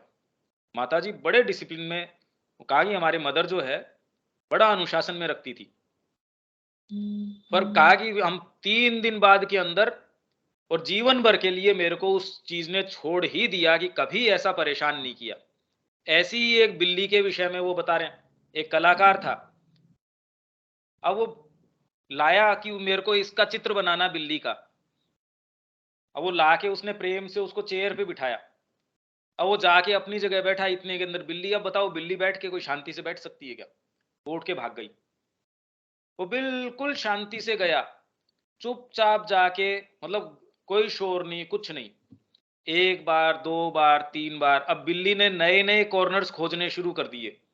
ऐसी जगह के पीछे जाके, जैसे आपके किसी भी कोई दुकान है जिसमें बहुत सारा सामान है, और उस कॉर्नर में जाके कि अब ये कैसे आएगा, तो भी उसने 2 घंटे लगा के सारे सामान को एक साइड किया, फिर लाके फिर बिल्कुल शांति से।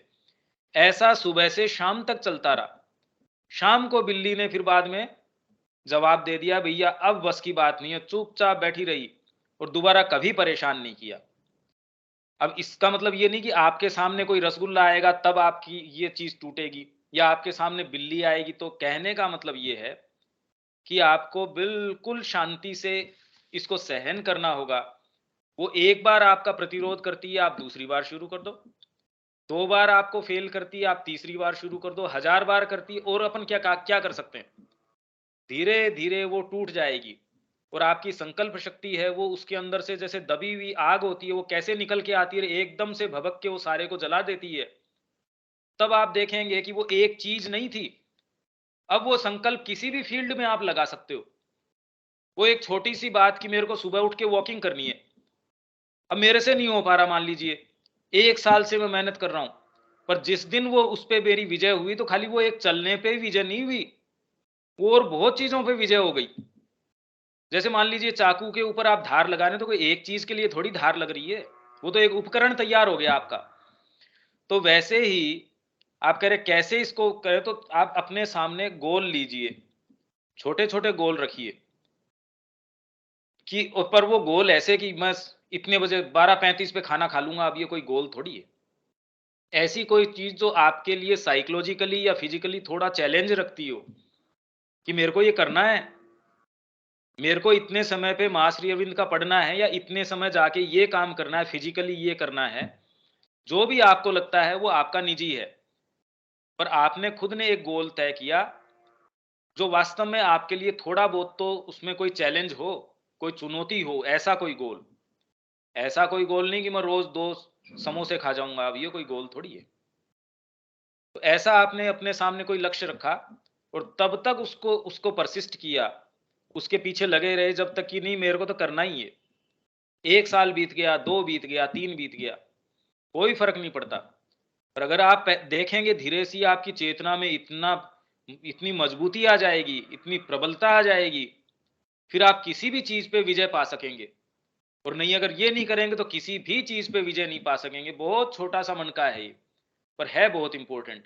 छोटी छोटी चीजें हैं, ये आपके जीवन को नंद किशोर जी कहीं से कहीं लेके जा सकती हैं, आपको बिल्कुल प्रकाशित कर सकती हैं। आप चेतना की बिल्कुल अवस्था, एक अलग ही अवस्था में रह सकते हैं और किसी दूसरे को पता ही नहीं चलेगा। दूसरा ये जान भी नहीं पाएगा कि आपने इतनी प्रगति कर ली है, कैसे जानेगा वो? और आप दिन दिन प्रगति करते रहेंगे। एक चैलेंज लिया, फिर उसके बाद में और गंभीर चैलेंज ले पाएंगे, उसमें सफल हो जाएंगे, फिर आंतरिक तरीके के चैलेंज लेंगे, ये कर पाएंगे आप। इस तरीके से आप ये कर सकते हो नंद किशोर जी। हाँ भैया, बहुत बढ़िया। अब ये है 29 अपना, ये 2 नंबर का। 1 नंबर तो हम समझ गए साइकिक की प्रोग्रेस वाला। But if this fully formed being wants to become an instrument of work for the divine, अब ये जो फुल्ली फॉर्म्ड बीइंग है, पूर्ण रूप से विकसित ये साइकिक सत्ता है, अगर वो भागवत कार्य का एक इंस्ट्रूमेंट होना चाहता है, ये सत्ता, जैसे माँ ने आह्वान किया उनका, कृष्ण जी ने तो हाँ कर लिया कि हाँ हम इस योग के अंदर, सुप्रामेंटल योग के अंदर हम पूरा आपके सहयोग करेंगे। शिव जी कहते हैं भाई मैं इसमें पचड़े में पड़ने वाला नहीं हूं, सुप्रामेंटल आएगा तब मैं आऊंगा। कृष्ण जी ने तो वो तो इस संसिद्धि में पूर्ण रूप से श्री अरविंद के साथ थे, इसीलिए तो हम जो 24 नवंबर मनाते हैं, तो माने का भी ये आना जाना आप रोज रोज करते हो, इससे सिद्धि नहीं होगी, यहीं रुको तो काम होगा। शिव जी को कहा, शिव जी ने कहा भाई ये गंदला जो है, ये टेरेस्ट्रियल नेचर मेरे से नहीं है, मैं इससे दूर रहूं तो बढ़िया है। तो ऐसा कोई बीइंग जो पूर्णता प्राप्त है, भाई आपकी मजबूरी हो सकती है, पर जो पूर्णता जिसकी प्राप्त हो गई वो क्यों दोबारा यहां आना चाहे? पहला तो प्रश्न ये है। आप जबरदस्ती ऐसी लोकेलिटी में भी नहीं जाना चाहेंगे जहां कूड़ा पड़ा हो। अगर आपके पास ऐसी कोई संभावना है कि उन समस्याओं से निकल के आपको बिल्कुल एक ऐसी जगह मिल जाएगी जहां न तो कोई शोर होता हो, आप चाहें वो सारी चीजें उपलब्ध हों, आपके साथ कोई दुर्व्यवहार न हो सकता हो, आप क्यों उस दूसरी ऑप्शन में रहना चाहेंगे?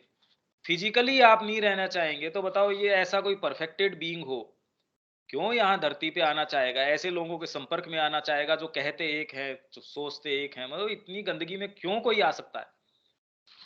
वो तो हमको समझ ही नहीं आती। हमको ये इसलिए नहीं लग रही, हम चिपटे हुए हैं उसके, इसलिए हमको ये लगता है कि इसमें ऐसी क्या गंदगी है। यही तो सबसे बड़ी समस्या है। तो वो ऐसा चाहता है, मान लीजिए, if instead of retiring to repose in a psychic bliss, एक अंतरात्मिक परमानंद के अंदर विश्राम की अवस्था में जाने की बजाय, वो जो बीइंग है, he chooses to be a worker upon earth, वो धरती के ऊपर एक कर्मी के रूप में आना चाहता है कि मैं काम करना चाहता हूं। तो रामकृष्ण जी कहते थे कि भी मत उसमें मिल गया तो अब मेरे को तो उसका क्या आनंद आया, मैं तो मिल गया उसके अंदर, मैं तो उसका आनंद लेना चाहता हूं, मैं रसास्वादन करना चाहता हूं। यही अमिताभ बुद्ध की प्रार्थना थी कि मैं अकेला मोक्ष के अंदर चला जाऊं तो इसका क्या लाभ, मैं तो वापस इस धरती पे आना चाहता हूं पूर्णत्व प्राप्त करके कि यहां मैं कुछ काम कर सकूं। विवेकानंद का भी यही कहना था। तो इन सारों की जो ऐसे परफेक्टेड बीइंग्स कोई हों, ऐसी आत्माएं हों जो अपने साइकिक ब्लिस के रिपोज में नहीं जाना चाहती हों और यहां आके काम करना चाहती हों to help in the fulfilment of the divine work, तब ही has a fresh progress to make. अब एक नई तरीके की प्रोग्रेस उसको करनी है, अब एक दूसरा काम करना है उसको। भाई आप एक परफेक्ट खिलाड़ी हो गए, आप कोई चीज में परफेक्ट, मान ले संगीतकार हो गए, होके चले गए आप, पर आप कहीं नहीं मैं जा नहीं रहा, अब मैं इसी विश्वविद्यालय में आगे के जो विद्यार्थी हैं उनको अब पारंगत करूंगा। तो अब आपका एक नया चैप्टर शुरू हो गया। आपने डिग्री ले ली, मान लीजिए संगीत की, कला की, किसी की भी, कोई सब्जेक्ट की ले ली, आप डॉक्टर बन गए। एक तो ये है कि आप चले गए साहब वहां से छोड़ के। दूसरा आपके पास ऑप्शन क्या है कि नहीं, अब मैं और मनोयोग से यहीं अपनी सेवा दूंगा और दूसरे जो आगे वाले आने वाले हैं उनको तैयार करूंगा। ये भी हो सकता है। ऐसी स्थिति में he has a fresh progress to make, a progress in the capacity for work, for organization of his work and for expression of the divine will. अब ये प्रोग्रेस किसमें होगी? Capacity for work. काम की जो उसकी योग्यता है उसके अंदर कि कितना गंभीर तरीके से भागवत मैनिफेस्टेशन के अंदर वो काम कर सकता है। अरे भाई इंग्लिश ग्रामर आपको परफेक्टली आ गई, उससे कोई साहित्यकार थोड़ी हो गए आप। आपने अब ये चूज किया कि चलो मेरे को ये भाषा अच्छे से मेरा कमांड हो गया, अब मैं इसके अंदर काव्य रचना करनी शुरू करता हूं। तो काव्य रचना करने का मतलब ये थोड़ी है आपको कितना कितना उसके अंदर एक नई तरीके की प्रोग्रेस है। आपने सावित्री पूरी पढ़ ली, एक एक लाइन समझ में आ गई, अब आपने ये किया कि अब मैं इसके एक सेशन लेने शुरू करता हूं। तो सेशन के अंदर अब उसकी अपनी चुनौतियां हैं कि आप अपनी अभिव्यक्ति इतने बढ़िया तरीके से करें शब्दों के रूप में और भाव के रूप में कि हूबहू वो एक्सपीरियंस है वो सामने वाले तक एक्सप्रेस हो जाए। Organization work of work, capacity for work, for expression of the divine will, अब इन चीजों में उसको प्रगति करने की आवश्यकता है। So there is a time when the thing changes. So long as he remains in the world, so long as he chooses to work for the divine, he will progress. तो ऐसे के अंदर जितने समय भी वो यहां रहता है और ये काम करता है तब तक प्रगति उसकी इस आयाम के ऊपर चलती रहती है। जो पूर्णता प्राप्त साइकिक बीइंग है उसकी भी। Only if he withdraws into the psychic world and refuses to continue doing the divine work or renounces it, तो जब वो ऐसे काम को छोड़ के चला जाता है या कहता है अब मैं नहीं करूंगा ये सोच समझ के, तब can he remain in A static condition, तो वो एक स्थिर कंडीशन में अब वो प्रोग्रेस नहीं कर रहा। अब वो अपनी यथा स्थिति जहां है उसी स्थिति में बना रहेगा, आउटसाइड ऑल प्रोग्रेस, सारी प्रगति, क्योंकि एकमात्र प्रगति का क्षेत्र है ये, और कहीं कोई और सब टाइपल वर्ल्ड्स हैं। महाश्री अरविंद कह रहे हैं और कहीं प्रगति नहीं है, एकमात्र धरती एक ऐसा स्थान है जहां अन्य सभी लोगों का प्रवेश है और यही एकमात्र प्रगति है। यहाँ वाइटल के सावित्री में बता रहे हैं ना, लाइफ के वर्ल्ड हैं, माइंड के वर्ल्ड हैं, ग्रेटर लाइफ है, वो सारे टाइपल वर्ल्ड्स हैं, वहां असफलता नहीं है। ब्यूटी है तो ब्यूटी है, कोई उसमें कोई दोष है ही नहीं। आप कल्पना करेंगे वो सारी चीजें हैं, पर असफल होने का जो ग्रेस है वो यहाँ धरती पे ही है, वहां असफल होने की ग्रेस नहीं है। आप तो सफल ही होगे, ये ग्रेस है। एरर करना एक ग्रेस है, त्रुटि करना एक बहुत बड़ी परमात्मा की ग्रेस है आपके ऊपर कि आप त्रुटि कर सकते हो और आप आगे जा सकते हो। भाई अगर आप त्रुटि नहीं कर सकते और आप परफेक्ट ही हो तो आगे कहां जाओगे आप, और क्या परफेक्शन होगा आपका। तो वो स्टेटिक बना रहेगा, because as I have told you, only upon earth is there progress, only in the physical world, it is not acquired anywhere. In the physical world there is a kind of blissful repose. It's sorry, psychic world, psychic world में एक blissful repose, आनंदमय विश्रांति की अवस्था होती है, वहां वो चला जाता है। अब हम तो यहाँ इतने प्रताड़ित हैं, हम सोचते हैं भाई एक्चुअल में वहां से छोड़ के क्यों आएगा कोई यहाँ। इवन व्यक्ति ध्यान की अवस्था में जो आनंद प्राप्त करता है उससे भी निकल के बाहर नहीं आना चाहता। अब ये एक्चुअल में अगर साइकिक वर्ल्ड का ब्लिसफुल रिपोज हो, हम तो कल्पना नहीं कर पाते कि आत्मा की कितनी जबरदस्त ताकत रहती होगी उनके अंदर कि वो वापस यहां आना चाहें। One remains what one is without any movement, बिना किसी मूवमेंट मतलब गति के, प्रगति के, वो वहां बना रहता है। इसमें कोई बात है क्या?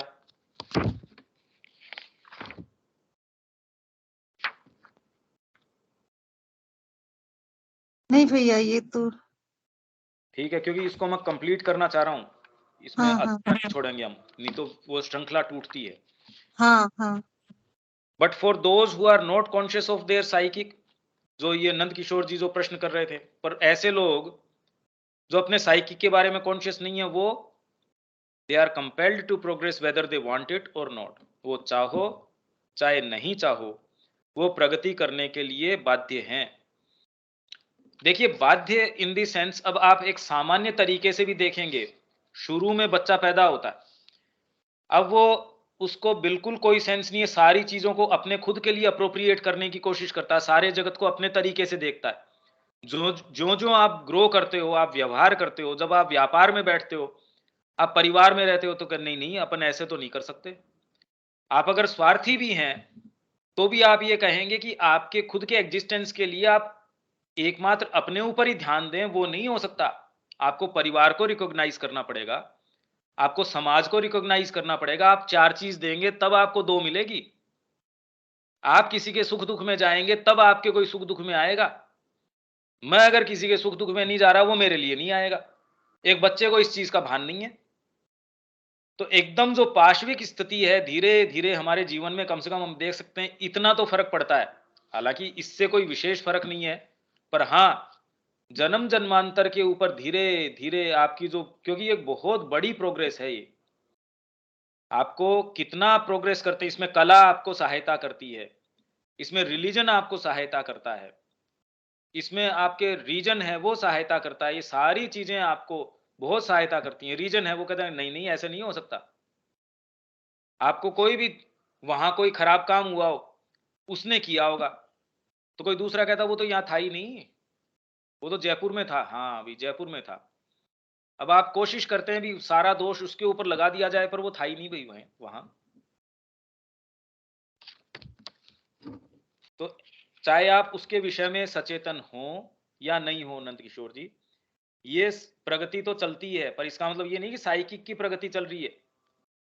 इनडायरेक्ट रूप से है कि आप कोई ऐसी चीज, अनैतिक चीज करते हैं, उसकी बजाय वो कहते हैं नहीं नहीं ये नहीं कर सकते आप बिना कारण किसी बच्चे की पिटाई कर रहे हैं, आपने किसी की हत्या कर दी, गलत बात है। तो ये जो सेंस ऑफ गलत और सही है, ये कहां से आता है? धीरे धीरे मूल रूप से जाते हैं कि भाई परमात्मा का एकत्व है। आप अपने पड़ोसी को अपने समान मानो, उसके साथ दुर्व्यवहार नहीं कर सकते। तो अल्टीमेटली धीरे धीरे इनको लेके जाएं तो उनका तार तो आपका वेदांत तक पहुंच जाता है, पर हम नहीं सोच के करते ये। जबकि ये सारी नीतियां हैं, नीति आएगी कहां से? मेरे को ये करना चाहिए और ये नहीं करना चाहिए। अगर ये नीति न हो तो प्योरली है कि मेरे को मेरा पेट भरना है। बंदर के क्या नीति लागू होती है? अगर कोई सामने डंडा है तो वो उस डंडे के भय से भले ही वहां नहीं आएगा, अदरवाइज तो 1 सेकंड आप छोड़ के चले जाओ। कोई रेडी है फलों की, अब बंदर वहां अगर 10-15 है, अब उसके क्या नीतियां लागू होगी ये बताओ? वहां तो खाली दंड नीति, एक डंडा है वो एकमात्र लागू हो सकती है। तो जिस समाज के अंदर खाली वो दंड अगर वो काम करता है, तो इसका मतलब वो अभी तक सभ्य नहीं है। अगर आप अपने आप को अपने एथिक्स से, एस्थेटिक्स से अगर गाइड कर सकते हो, रिलीजन से गाइड कर सकते हो, इसीलिए ये सारे के सारे आपके ऊपर अंकुश लगाने के लिए हैं। धर्म कहता है नहीं ये नहीं कर सकते, एथिक्स कहता है खरीदा है आपने, पर आप सारे बस की टिकट खरीद लोगे, अकेले चले जाओगे, दूसरे क्या करेंगे? अहम तो कह देगा मेरा अधिकार है भी इसके ऊपर, मैंने खरीद ली है। दूसरा कहना ना ना एक टिकट ले सकते हो। तो आप सही गलत का निर्णय कैसे करोगे? तो धीरे धीरे ये सारे निर्णय अगर आप बहुत बारीकी से देखें तो एस्थेटिक्स के भी एक स्तर के बाद में सारे आपके अंदर कोई ऐसी चीज है जो पाश्विकता के ऊपर अंकुश लगाती है। इस अर्थ में कह सकते हैं कि ये साइकिक जो है आपके जाने अनजाने ग्रो करता है। आपके तकलीफ आती है तो आप बाध्य तरीके से अंदर देखने के लिए मजबूर होते हैं, भाई ये क्या है। आपकी कई चीजें, वेदनाएं इतनी गहरी होती हैं, आप कहें भाई क्या करें इसका, इसमें क्या कर सकते हैं। The psychic being itself progresses in them and they are not conscious of it. वो सचेतन नहीं होते उस विषय में, but they themselves are compelled to progress, that is to say they follow A curve. एक पूरा कर्व फॉलो करते हैं वो। They follow an ascent in life. It is the same progress as that of the growing child. बच्चा जैसे grow करता है वैसी है ये। पर इसका माँ पता नहीं कि कैसे ग्रो करती है, वो बता रही हो, पर इसका एक सूत्र मैंने आपको दिया। इसमें रिलीजन आपको हेल्प करता है, आपका रीजन जो है, विवेक बुद्धि है, वो हेल्प करती है कि नहीं ऐसा नहीं कर सकते। ये मैंने इससे वादा किया था, मैं वादा खिलाफी नहीं कर सकता। तो किसको आपने उसमें प्रश्रय दिया? नहीं इस समय मेरे जो है परिवार में कोई भी चीज होगी, नहीं मेरे को ये सेशन करना है। यही तो नंद किशोर जी को मैं अभी कह रहा था कि जब सिंसियरली आप पुकार करेंगे तो कर्म तो साइकिक की चेतना भी कुछ तो करेंगे। माँ भी तो आश्रम में कितने काम कर रही थी, और ये हो सकता है व्यक्ति बहुत ज्यादा काम भी कर रहा हो, तो क्या उसको साधना कहेंगे? नहीं। कहां से वो प्रेरित हो रहे हैं, कौन उसको चला रहा है, वो उसको साधना की संज्ञा देता है। बाहरी कर्म अपने आप में थोड़ी कोई साधना की संज्ञा ले लेते हैं। They follow an ascent in life. It is the same progress as that of the growing child. There comes a time when it is at the summit of its growth, and then, unless it changes the plane of progress. कहने का मतलब plane of progress, जिस आयाम में आपकी प्रगति हो रही है, ये पहले भी शब्द मैंने काम में लिया था, आपका आयाम बदल जाता है। आप खाली एक स्तर के ऊपर ढूंढते जा रहे हैं, पर उसी स्तर पे चल रहे हैं भाई। आप ऊपर आरोहण कीजिए। आप 5वीं ही क्लास की पुस्तक को पढ़ते हैं, घोट रहे हैं, पर नया आयाम तो दूसरे सब्जेक्ट को लेओगे, और वो भी नया आयाम नहीं है। खाली एकमात्र आप गणित के ऊपर ही लग रहे हैं, नया आयाम तो कोई दूसरा विषय लीजिए। मान लीजिए आपने जो सो कॉल्ड विषय वो सारे भी कर लिए, तो वो एक स्तर हो गया। आप दूसरा आयाम लीजिए भाई, अब उसके एग्जीक्यूशन का आयाम लीजिए। अब वो भी ले लिया तो फिर बाद में, जैसे आप शिक्षा आपने ग्रहण कर ली, जिसको हम सामान्य शिक्षा कह रहे हैं, अब उसको एग्जीक्यूशन का आयाम नया आ गया, प्लेन ऑफ प्रोग्रेस चेंज हो गया। अब वो आने के बाद भी आप दूसरी आपके भावना आती भी, इसलिए अहम के लिए तो नहीं करना चाहिए, माँ के लिए करना चाहिए। काम सारा वही कर रहे हैं, प्लेन ऑफ प्रोग्रेस चेंज हो गया तुरंत ही। तो ये सारे परिवर्तित होते जाएंगे, unless the purely physical progress turns into a mental progress. आ गई भाई। आपका एक तो प्योरली फिजिकल विकास होता है, अबोध बालक है, धीरे धीरे शरीर का भी विकास हो रहा है। शरीर के साथ जो क्रियाएं हैं, आप एडोलेसेंट भी हो रहे हैं, फिर आप बड़े भी हो रहे हैं, उसके साथ साथ जो क्रियाएं शारीरिक भी हैं वो भी चेंज हो रही है। उसके साथ साथ जो प्योरली फिजिकल से संबंधित जो भावनाएं हैं उनमें भी फ्लक्चुएशन आ रहा है, पर इसके साथ भावनाएं भी तो चेंज हो रही हैं। फिर माइंड विकसित हो रहा है, उसमें नई चीजें भी आ रही हैं। उसके अंदर एटाविज्म से भी आ रही है, परिवेश से भी आ रही है, शिक्षा से भी आ रही है, आपके खुद के सबकॉन्शियस से भी आ रही है, आप क्या कैरी कर रहे हैं उससे, मतलब कितनी चीजों से आ रही है। तो जो फिजिकल प्रोग्रेस है वो मेंटल में, psychic progress, spiritual progress it goes down the curve, and then there will be a decomposition and it will not exist any longer. It is just because progress is not constant and perpetual, क्योंकि आपकी प्रगति constant सतत रूप से नहीं हो रही इन the physical world, that there is a growth and apogee, मतलब एक चरम बिंदु आता है, आप प्रगति करते हैं, एक बिंदु तक पहुंचते हैं, उसके बाद में एक क्षय होता है, एक डिक्लाइन, नीचे आप आने लगते हैं, एंड ए डिकम्पोजिशन, और आपका विघटन होने लगता है। शरीर का भी तो विघटन इसीलिए होता है क्योंकि आप शारीरिक रूप से प्रगति नहीं कर पा रहे। अगर आपके कोषाणु हैं वो हमेशा ही निरंतर प्रगति करते रहते, तो न तो अब वृद्धावस्था की आवश्यकता है। ये तो साइंस अब धीरे धीरे डिस्कवर कर रही है इस चीज को, इसमें तो आध्यात्मिकता की बात ही नहीं है। For anything that does not advance falls back, जो भी चीज आगे नहीं जाती वो पीछे गिर जाती है। All that does not progress regresses, वो पीछे आ जाती है। So this is just what happens physically. The physical world has not learned how to progress indefinitely. It arrives at a certain point, then it is either tired of progressing or is not capable of progressing in the present constitution. आज के जो constitution, उसका जो जिस तरीके का संगठन हुआ है, जिस तरीके की उसकी फिजिकल संरचना है, उसमें वो असक्षम है कि वो आगे और प्रोग्रेस नहीं कर सकता। इसलिए विघटन होना जरूरी है, मृत्यु आवश्यक है। भाई आपको अगर ये कह दिया जाए कि मृत्यु नहीं होगी, और शरीर जिस गति से आपका ग्रो कर रहा है कि जैसा आपके बुढ़ापा आएगा और खराब से खराब स्थिति होती जाएगी, मरोगे नहीं। अब सोचो, ये तो बड़ी भयावह बात हो गई, कितना हॉरर हो गया ये। यूं तो हमको मृत्यु का भय लगता है, पर आप सोच के देखिए कि मैं एक ऐसी खराब अवस्था में, जो वृद्धावस्था मैंने देखी, और बड़ी खराब अवस्था में, कि वो और मरूं नहीं तो वो तो और खराब होती जाएगी। भाई एक लिमिट के बाद में शरीर उसको सस्टेन नहीं कर सकता, तो वो फॉल अपार्ट कर जाता है, मर जाता है। पर आपको कहे कि नहीं ये मरेगा नहीं, और स्थिति और खराब होती जाएगी, ये तो बहुत ज्यादा भयावह स्थिति हो गई। ये तो नर्क की सी स्थिति हो गई कि आपको पीड़ा यंत्रणा दी जाएगी। यहाँ तो एक समय के बाद में ज्यादा आप यंत्रणा सहन नहीं कर सकते, मर जाओ। तो ये तो बढ़िया है, पर वहां आपको महसूस होती रहेगी, वो तो बहुत भयावह स्थिति है। But in any case, it stops progressing and after a time decomposes. Those who lead a purely physical life reach a kind of summit, then they slide down very quickly. But now with the general collective human progress, there is behind the physical progress, a vital progress and A mental progress. भौतिक प्रगति के साथ साथ एक प्राणिक प्रगति है और एक मानसिक प्रगति है, so that the mental progress can go on for a very long time. और कैसे होती है? आपके मरने के बाद भी। देखिए, आप जितनी जल्दी कोई चीज सीखते थे, आपकी नेक्स्ट जनरेशन उसको कितना जल्दी पिकअप कर लेती है। जिन विचारों को आपको कितना लंबा समय लगा था लेने के अंदर, ग्रहण करने में, आपकी आगे आने वाली जो संतति है उसको बहुत शीघ्रता से ले पाती है। तो ये मानसिक तरीके से भी तो विकास हो रहा है। जो सूत्र मनुष्य जाति ने पहले इजाद किए, अब हम उनके धरातल के ऊपर नए वाले इजाद कर रहे हैं। अगर ऐसा नहीं होता तो प्रगति कैसे हो सकती थी? आप नदी में बांध बनाने के लिए उसमें कोई आधार डालते, अगर वो बहते रहता तो आप तो पुल कभी बना ही नहीं सकते थे, बांध बना ही नहीं सकते थे। ये ही प्रगति है। काल चक्र के आधार पे मनुष्य जाति जिस जिस तरीके से चल रही है, पीछे वाले रूप तो विघटित होते जा रहे हैं।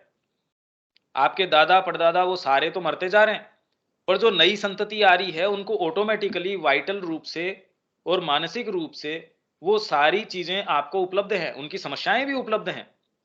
जो समस्याएं उनको बहुत लंबे समय से आई होंगी वो बचपन में ही आप फेस कर रहे हैं, पर जो भी उन्होंने मानसिक पटल पे जो काम किया वो भी आपको उपलब्ध है। ये सारी चीजें हमको उपलब्ध हैं। अगर ये नहीं हो तो हम प्रगति कैसे करेंगे? वहीं से शुरू करें जो आदिम मानव ने शुरू करी थी, तो कभी प्रगति तो हो ही नहीं सकती। Even after the physical progress has come to an end, and through this mental progress one keeps up a kind of ascent long after the physical has ceased to progress. इसमें एक और विचित्र बात है, इन शब्दों से तुम कभी नहीं समझ सकते। ये कह रहे हैं कि आपका भौतिक मर गया, मान लीजिए शरीर आपका चला गया, उसके बाद भी आपका मन जो है तब भी प्रोग्रेस कर सकता है। जैसे किसी कलाकार का हाथ, माँ ने कहा कि वो इतना ज्यादा इंडिविजुअलाइज्ड हो गया था हाथ कि बाद में जैसे माँ ने देखा कि किसी एक पियानिस्ट था, पियानो बजाने वाला था, तो माँ उस कॉन्सर्ट में गई। अच्छा आर्टिस्ट था पर सुप्रीम क्वालिटी का आर्टिस्ट नहीं था। माँ ने कहा जैसे ही उसने बजाना शुरू किया, ऐसे लगा कि बीथोवन उसके अंदर आ गया हो और उसके हाथों को काम में लेके उसने सुप्रीम म्यूजिक बजाया। तो बीथोवन का बीइंग जो है उसका विघटित हो गया, वो तो मर गया, पर उसके जो हाथ हैं, उसकी जो कला है संगीत की, वो एटमॉस्फेयर में रह गई। तो मृत्यु के बाद भी, व्यक्ति की मृत्यु के बाद भी उसकी कोई विशेष चीज, उसका कोई विशेष अंग, कोई विशेष उसकी चीज है जो इंडिविजुअलाइज हो गई, वो प्रकृति में रह के अपना विकास कर सकती है। अब ये आप इससे कैसे अंदेशा लगाओ कि माँ ये चीज कह रही है यहाँ?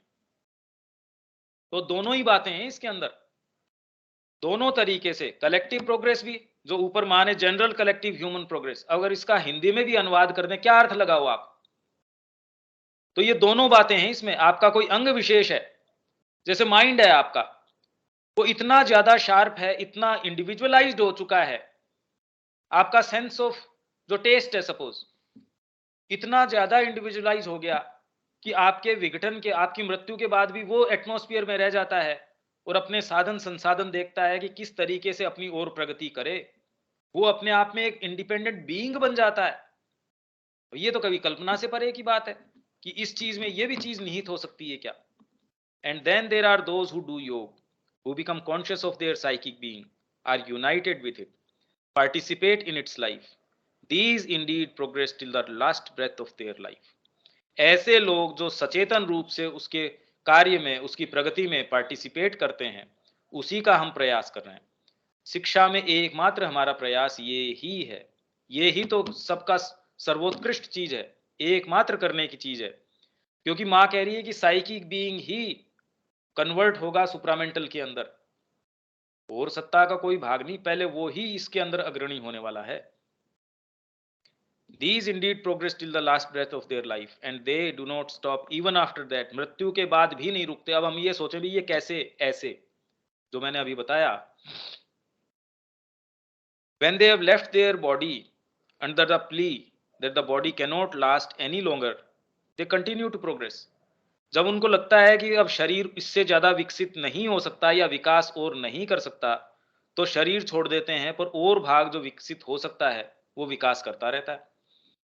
देखिए जितने भी मैं उदाहरण दे रहा हूं, अगर आपको ओरिजिनल की कहाँ ये चीज है तो आप अलग से मैसेज करके पूछ सकते हैं, ये भी आपने ये दृष्टांत दिया, ये कहाँ है, मैं आपको ओरिजिनल दे दूंगा।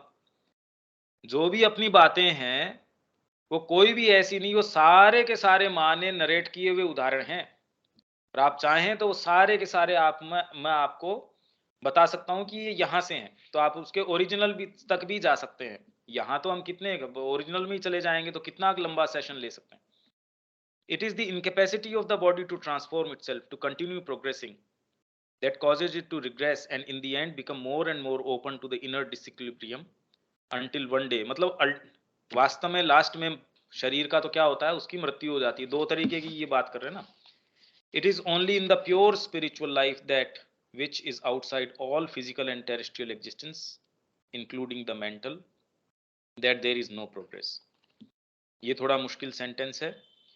You reach a static state and are outside all movements of progress. आप इन सब चीजों से, फिजिकल और टेरेस्ट्रियल एग्जिस्टेंस, जब टेरेस्ट्रियल मतलब पार्थिव, इस पृथ्वी की जो अस्तित्व की स्थिति है, भौतिक स्थिति, इंक्लूडिंग द मेंटल, इवन मानसिक आपका जो व्यक्तित्व है, उससे भी परे जब आप चले जाते हैं, that there is no progress. तब फिर बाद में एक स्टैटिक अवस्था है, जब आप बिल्कुल स्थितिक अवस्था में हैं, स्थिर हैं। But at the same time you are outside the manifestation also, पर ऐसे में आप मैनिफेस्टेशन, जो ये अभिव्यक्ति है, उससे भी आप बाहर होते हैं। अभिव्यक्ति में अगर होंगे तो आप मानसिक है, प्राणिक है, भौतिक है, कोई से में तो आप अवस्थित होंगे। अगर वैसे में हैं तो आप चाहे मानसिक में भी हैं तो आप प्रगति करने के लिए बाध्य हैं। ये नहीं कि आपने शरीर ही धारण कर रखा है तो ना। भाई कितने विचार हैं जो अपने आप को एक्सप्रेस, फ्रेटर्निटी है, इक्वेलिटी है, विचार किसी के आया, पर ये इतना इंडिविजुअल, इतना ज्यादा एक अपने आप में इंडिपेंडेंट विचार है कि अपने आप को अभिव्यक्त करना चाहता है। नहीं, आप इसको गुलाम नहीं बना के रख सकते, उसकी फ्रीडम है भाई, आपको उसको बराबरी का अधिकार देना पड़ेगा। ऐसा कैसे कर सकते हैं? कि कहां से आता है? क्यों नहीं कर सकते? कौन सी चीज है जो आहत होती है कि गुलाम बना के आप नहीं रख सकते? अंदर से कोई चीज है, वो इन विचारों के रूप में आती है। अपने आप में आप नहीं समझ पाते ये विचार आ कहां से रहा है। ये इस चीज से आ रहा है कि आत्मा एक है भाई सबके अंदर। जो वेदांत का आपका जो मूल सूत्र है, उसका खंडन होता है अगर आप किसी के साथ दुर्व्यवहार करते हैं तो। You reach a static state and are outside. ये तो हो गया manifestation also. When you reach that state, you no longer belong to the manifestation. You go out of the manifested world.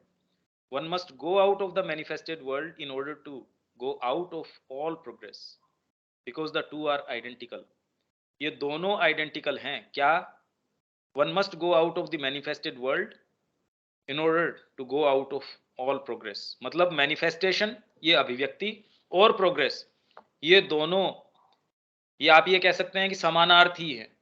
इनके दोनों के समान ही दोनों हैं कि प्रोग्रेस और manifestation, they are identical. Manifestation means progress and progress means manifestation. प्रगति का अर्थ है अभिव्यक्ति और अभिव्यक्ति का अर्थ है प्रोग्रेस। तो ये देखिए कुछ चीजें हैं इसमें, मैंने जानबूझ के मैंने टच नहीं करी, इसमें और हजार तरीके की चीजें हैं, क्योंकि इसका किसी भी एक चीज का अंत नहीं है, क्योंकि सारी चीजें इसमें तो समाहित है।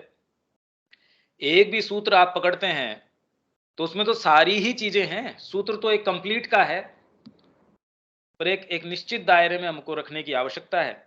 इतना भले ही हम इसको खोल के कह सकते हैं। अब इसमें कोई चीज हो, पर था इंटरेस्टिंग ये, पर गंभीर भी है और महत्वपूर्ण भी है।